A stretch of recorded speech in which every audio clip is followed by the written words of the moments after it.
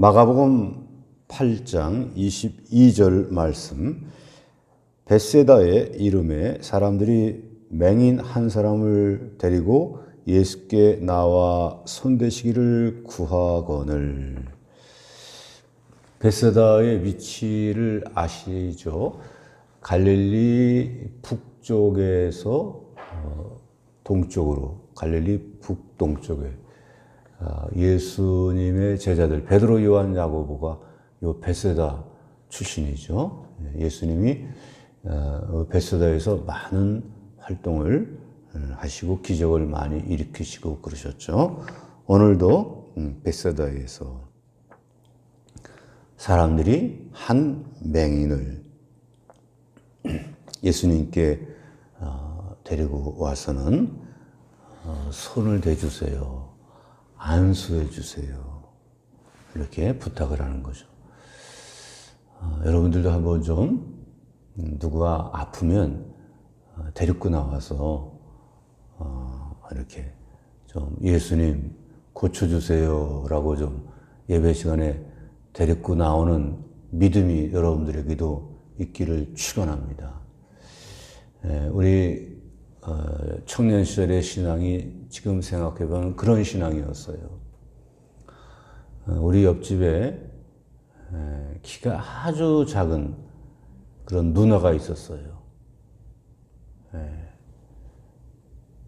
제가 그냥 누나라고 부르지만 결혼하는 아줌마? 결혼하지 않은 키는 얼마나 작은지 우리가 그 키 작은 사람들을 이름하여 뭐 이렇게 부르지 않습니까? 그 뭐였어요. 그분은. 근데 제가 그분을 데리고 교회를 갔어요. 그래서 예배당에 앉는데 의자에 앉으면 다리가 땅에 닿지 않죠. 그런 여러분들도 그런 식의 이렇게 죽게 데리고 나오는 그런 경험들이 있으셨을 거예요. 여러분 올해도 누군가를 좀 데리고 나오세요. 주님 앞에, 예수님께. 저는 생각을 해봐요. 주께서 그분을 주께서 이렇게 고쳐서 키를 갑자기 크게 해 주셨을까만은 제가 그때 경험은 그 누나, 방 안에만, 집 안에만 있는, 근데 제가 그를 데리고 교회를 갔을 때 그 마음이 어떠했을까? 평생 수치감에 집 안에만 있던 그 여인. 많은 사람들 모인데 아마 처음 간 게 아닐까 그런 생각도 제가 상상도 좀 해봐요. 오랫동안 우리 옆집에 산 게 아니라 잠깐 살았었는데 하여간에 여러분들 누가 좀 아프고 저 사람 어떡하나 좀 딱하고 그러면은 데리고 죽게 좀 나오세요.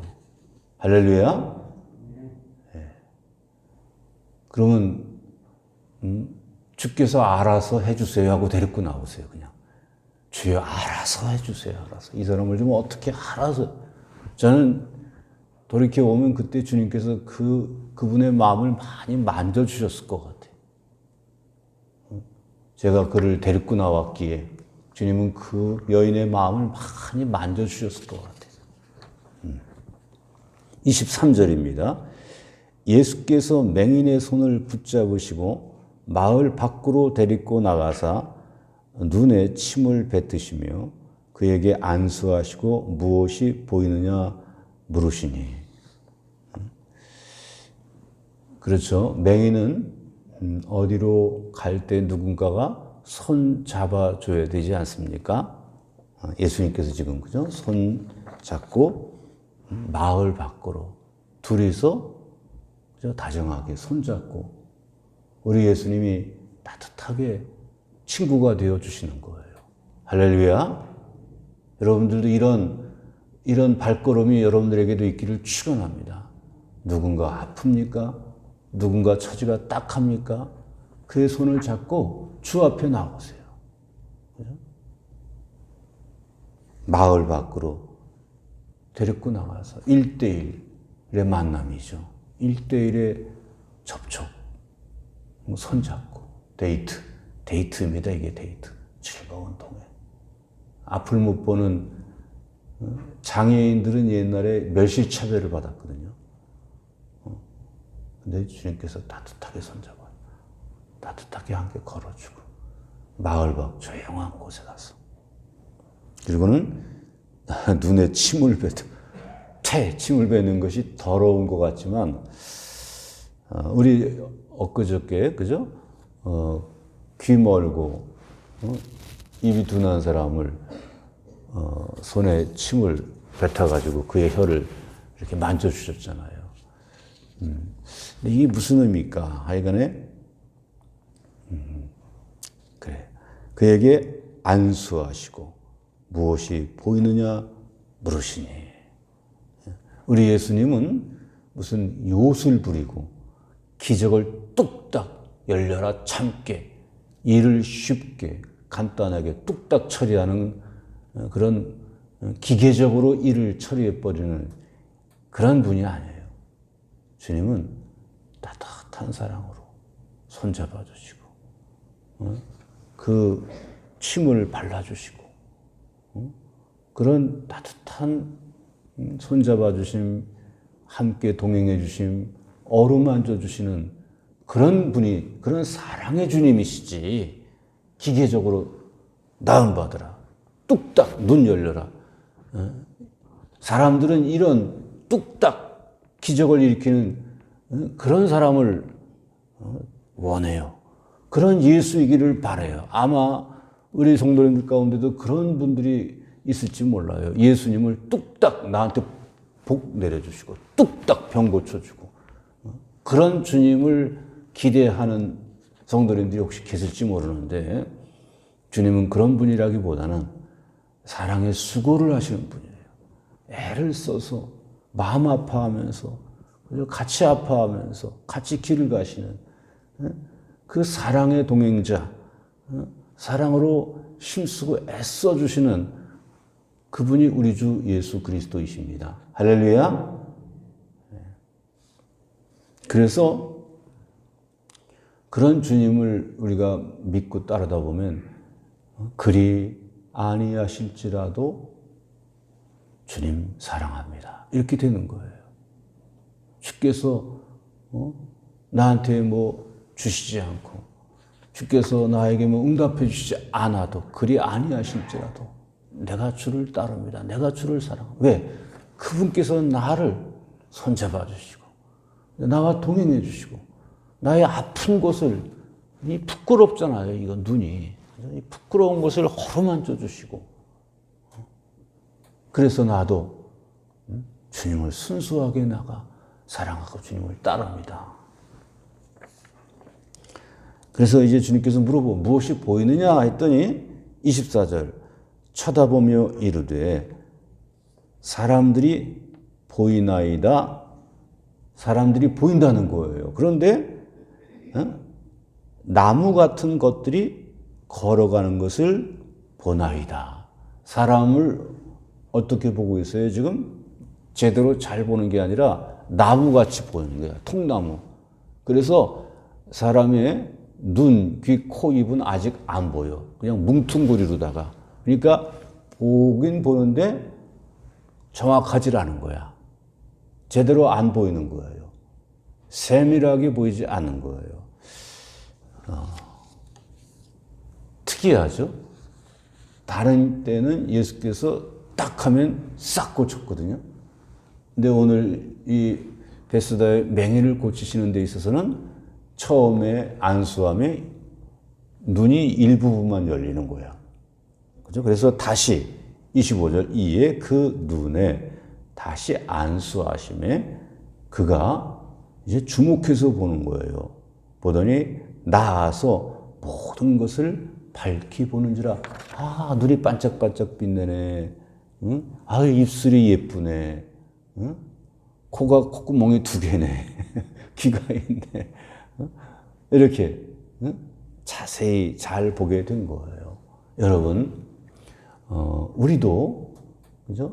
주님을 보는데 처음부터 주님이 어떤 분인지 싹 주님이 이런 분이구나라고 싹 보는 게 아니에요. 우리도 차츰 주님을 더 알아가는 것이고 주님을 더 잘 단계적으로 그죠? 보게 되는 거예요. 이런 단계적인 눈의 열림, 가면 갈수록 더욱더 주를 잘 보게 되는 여러분들 되기를 축원합니다.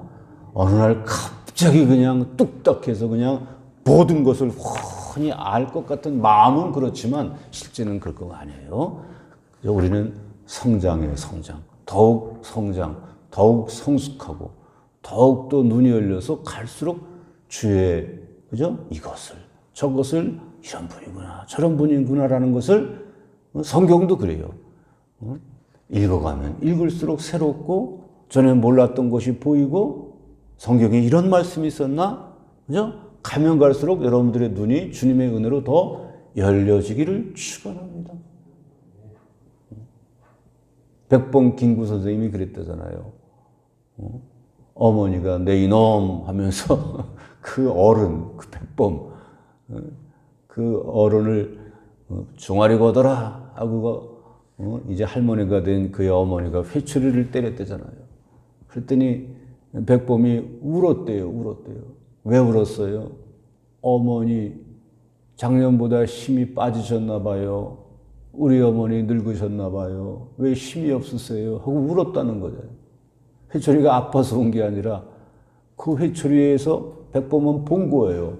우리 어머니가 힘이 약해지셨구나. 사랑은 이렇게 보는 거예요. 주를 사랑하게 되면 그죠? 주를 더 잘 알게 되는 거예요. 그러한 그죠? 눈 열림 그런 사랑의 성장이 그죠? 우리 가운데 날마다 이루어지기를 축원합니다. 나이가 들면 그죠? 우리가 좀 보여요. 전에 무심히 살았었는데 나이가 좀 들어보니까 그런 거구나. 그 사람이 그래서 그랬구나. 눈이 열리는 거예요. 부디 그러한 성숙, 그러한 성장이 여러분들에게 주의 은혜로 진행되기를 축원합니다. 26절 예수께서 그 사람을 집으로 보내시며 맹인아 그래 너의 집에 가라 이제 보내시며 이르시되 마을에는 들어가지 말라 하시니라. 마을 사람들 만나서 떠버리지 말아라. 그러면 사람들이 어떻게 알아들어요? 그 예수 요술쟁이네. 이렇게 알아들으면 이거 곤란한 거야. 그죠? 모르는만 못해 그냥 그러면. 그럴 여지가 있기 때문에 주께서 아무에게도 알리지 말아라. 이렇게. 알리게 되는 건 언제 알리게 돼요? 십자가에 죽으면 사람들이 알게 되는 거예요. 그걸 주님은 알리기를 원하시지 무슨 기적을 행하고 요술을 행하고 그렇게 알려지기를 주님은 원하지 않으셨던 바 여러분들도 주님을 아시기를 무슨 기적을 행해서 나한테 복 주시는 그런 분으로 알기보다는 나를 사랑하시고 어루만져 주시고 내 손 잡아 주시는 그 주님으로 여러분 알아가시기를 바랍니다. 27절입니다. 예수와 제자들이 빌립보 가이사라 여러 마을로 나가실새 길에서 제자들에게 물어 이르시되 사람들이 나를 누구라고 하느냐? 2020년도 1월 말 2월 초에 성주순례를 좀 제가 갔다 왔지 않았습니까? 갔다 왔던 얘기 제가 되게 많이 하네. 그 며칠 갔다 오고 그러면 많은 걸 제가 배웠어요. 그래서 그때 우리가 가이사라 빌립보를 갔었어요. 가이사라 빌립보의 위치는 이스라엘의 제일 북쪽이에요. 제일 북쪽. 그 지역은요, 아주 나무가 많고 물이 많아요. 그래서 그냥 하는 말이 뭐냐면 에덴 동산이다. 이렇게 말할 정도로. 나무가 많고, 물이 많고. 그래서 우리가 이스라엘 하면 사막 지역으로 건조한 땅, 이렇게 생각하는데, 이 지역은 말이죠. 아주 숲이 우거지고, 물이 얼마나 많은지 몰라요. 그래서 이 가이사랴 빌립보 예수께서 왜 여길 가셨을까? 여러분, 이 마가복음을 크게 둘로 나눌 수가 있는데 이제 두 번째 단락의 첫 스타트가 바로 이 8장 27절이에요. 여기서부터는 뭔가 십자가의 길이 서서히 이제 접어들어 가는 거예요. 십자가의 길로. 그때 제자들하고 마지막으로 찾아갔던 곳이 그 경치 좋고 그 나무 그늘 많고 그 조용하고 그 물이 흐르는 그 지역, 가이사랴 필립보 여러 마을 이렇게 돼 있잖아요. 그 지역을 이렇게 어떻게 보면 이제 뭔가 큰 일을 치르기에 앞서서 제자들과 뭔가 깊은 더 내밀한 대화를 나누고자 이렇게 찾아가신 거라 우리가 볼 수 있어요. 그래서 여기서 이제 예수님과 제자들 사이에 깊은 이야기가 진행됩니다.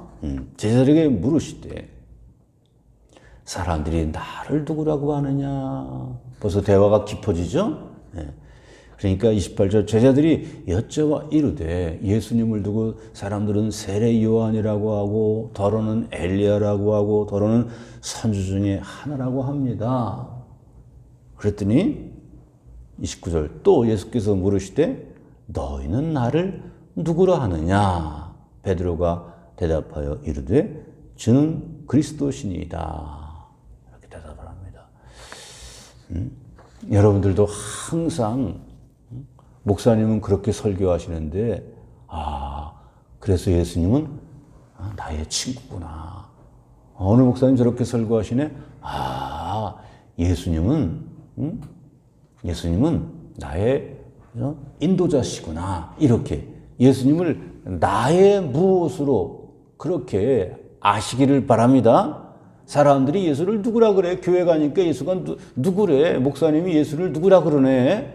이렇게 남의 예수를 이렇게 말하지 마시고, 그죠? 나의 예수님으로, 예수님은 나의 친구야, 나의 구주야, 이렇게, 생생하게 나의 예수가 어떻다고 이렇게 여러분 말하실 수 있기를 바랍니다.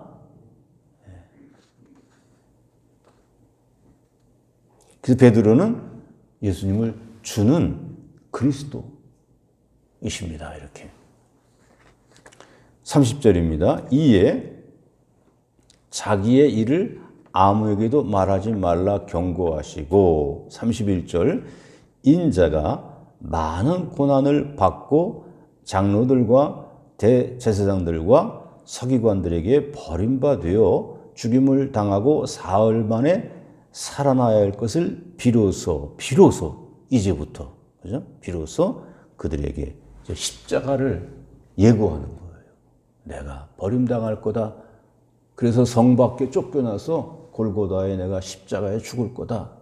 이렇게 그랬더니 32절 드러내놓고 이제 예수께서 드러내놓고 당신의 그 고난과 죽음을 드러내놓고 말씀하시니 베드로가 예수를 붙들고 항변하며 베드로가 예수님에게 항변한 게 아니라 붙들고 항변했어요. 어디를 붙들었을까? 여러분들 누구랑 너 이러면 돼 하고 항변할 때 어디를 붙잡아요? 멱살을 붙잡죠. 멱살을. 뭐 이제 그런 뜻이에요. 베드로가 아주 거칠게 항변했어요. 우리말은 뭔가 이렇게 대충 번역되는데 이거의 원어의 생생한 뜻은 아주 그냥 심하게 그냥 거칠게 멱살을 잡듯이 뭐 이제 그런 거예요. 베드로가 깜짝 놀랐어. 아니 그리스도면 우리를 구원하셔야지 어떻게 무력하게 십자가에 죽어? 그러면 안 됩니다. 이렇게 지금 그렇죠? 그랬더니 33절 예수께서 돌이키사 제자들을 보시며 베드로를 꾸짖어 이르시되 사탄아 내 뒤로 물러가라. 내가 하나님의 일을 생각하지 아니하고 도리어 사람의 일을 생각하는도다. 여러분 처음에 예수께서 광야에서 마귀에게 시험을 받을 때 마귀가 하는 그 예수님을 시험하는 게 뭐죠? 하나님의 일을 생각하지 말고 사람의 일을 생각해서 돌 가지고 떡 만들고 기적을 한번 행해서 사람들을 확 끌어모으고, 이게 사람의 일을 사탄 마귀는 제시를 하는 거예요. 사람의 일을. 지금 베드로가 예수님을 두고 사람의 일을 하자는 거예요. 응? 뭐 십자가 가지고 죽고, 그래서 베드로를 두고 사탄 마귀야, 이렇게. 네가, 사탄 마귀는 뭐 하는 사람이에요? 하나님의 일을 생각하지 않고 사람의 일을 생각하면 그 순간 사람이 마귀 편이 되는, 마귀과에 속하는 거예요. 여기서 할렐루야 하지 말아야지. 여러분, 베드로는 예수가 누군지 그리스도라고 똑바르게 말을 했어. 말하는 것과, 그죠? 말하는 거 그냥 말하는 거 10분이야. 내가 믿음의 고백을 잘했다 해서 그 사람이 뭐 훌륭한 아니에요. 금방 사탄 돼버립니다. 우리도 마찬가지예요. 예배 잘 드렸습니까? 카인 금방 살인자 돼버렸어요. 예배 끝나고. 금방 사탄 돼버렸어요, 베드로가. 그래서 우리는 항상 조심해야 돼요. 항상 겸손해야 돼요. 내가 믿음 생활 잘하니까 나 이제 거룩해. 어림도 없는 소리. 순식간에 사탄. 우리는 순식간에 사람의 일을 생각해요. 누룩에 영향을 받잖아요. 어제 말씀했잖아요. 바리새인의 누룩을 조심해라. 헤롯의 누룩을 조심해라. 누룩이 들어오면요, 싹 물들어 버려요. 항상 깨어서, 그죠? 깨어서 근신하고 마귀를 물리쳐야 됩니다. 34절, 무리와 제자들을 불러 이르시되 누구든지 나를 따라오려거든 자기를 부인하고 자기 십자가를 지고 나를 따를 것이니라. 여러분, 이 34절을 읽으면서 자기를 부인하고 십자가를 진다, 이 구절을 주목해서 보면요, 답답해요. 어디로 가고 싶어 그냥. 근데 나를 따라온다. 나를 따를 것이라. 이거 생각하면, 그죠? 좀 우리가 멈칫해져. 따라야지.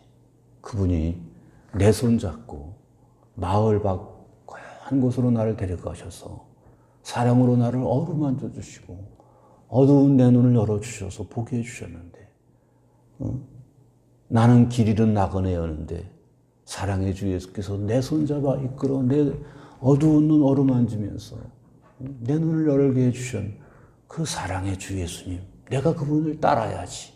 그분을 따라야지.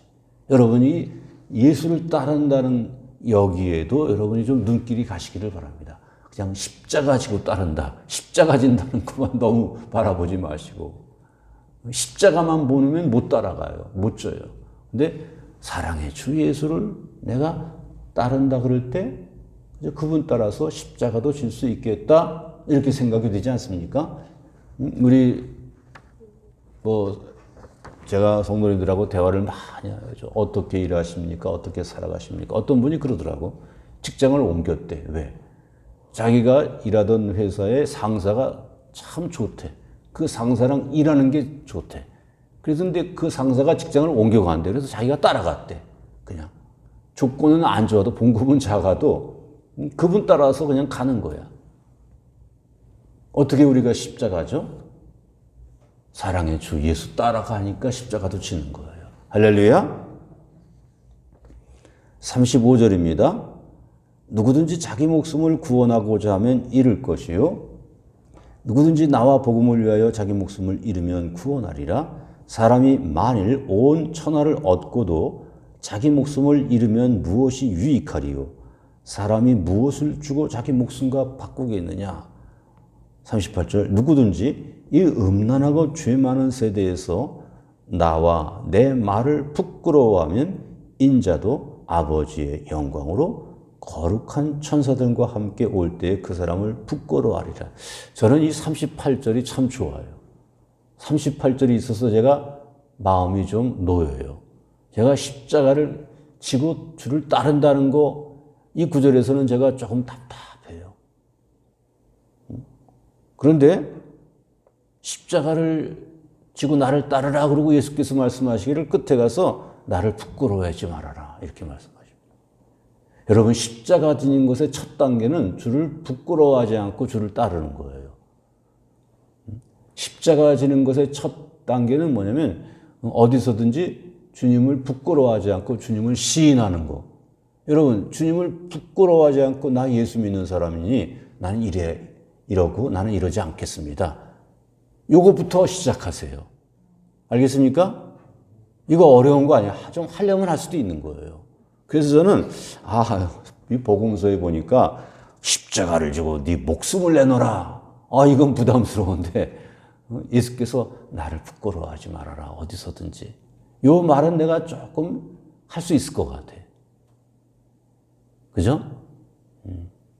여러분 예수님이 이 죄인을 부끄러워하지 않습니다. 예수님이 이 죄인을 부끄러워하지 않고 자기 친구 삼아서 손잡아 주시고 동행해 주십니다. 나를 사랑하시는 나의 친구 예수님, 여러분도 부끄러워하지 마세요. 부끄러워하지 마세요. 어제 우리 남자 권사님들하고 성경 공부를 하는 가운데 제가 그 얘기를 했어요. 제가 처음 부목사 생활 시작할 때 수요일 날 그 계산중앙교회 부목사로 부임을 했어요. 수요 저녁 예배 많이 나오더라고. 아주 그때도. 예배 끝나고 한 할머니 권사님이 자기 남편을 소개를 하는데 자기 남편은 가만히 있어. 말 한마디 안 해. 근데 그 부인 권사님이 하나님의 아들입니다 라고 남편을 소개하는데 보니까 이 남편이 조금 지적으로 떨어진 사람이야. 어디 나가면 집을 못 찾아올 정도로. 옛날에 속임당해서 결혼을 온 거야. 결혼하고 와보니까 남편이 그런 사람이라. 그런데 이 분이 믿음이 있어가지고 하나님의 아들이야. 내 남편은 존귀한 하나님의 아들이야. 그래서 그때 처음 나를 만났을 때도 자기 남편을 소개하기를 하나님의 아들이에요. 그렇게 부끄러워하지 않는 거예요. 부끄러워.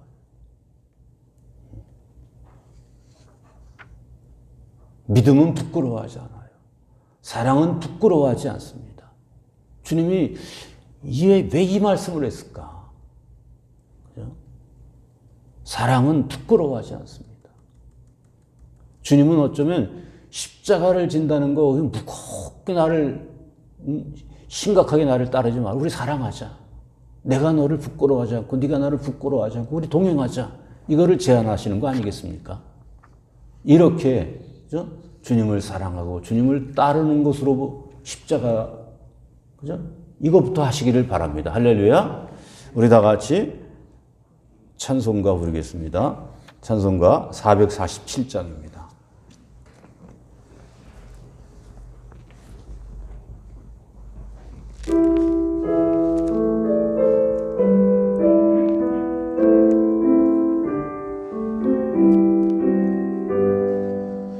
이 세상 끝날까지 주 섬겨 살리니 내 친구 되신 주여 늘 함께 하소서. 주 나와 함께 하면 전쟁도 겁없고 주 나를 인도하면 늘 안심하리라. 나 주를 따를 때에 주 약속하신 것 그 영광 중에 모두 이루어 주소서. 주의 뒤를 따라 섬기며 살리니 그 크신 은혜 속에 날 인도하소서.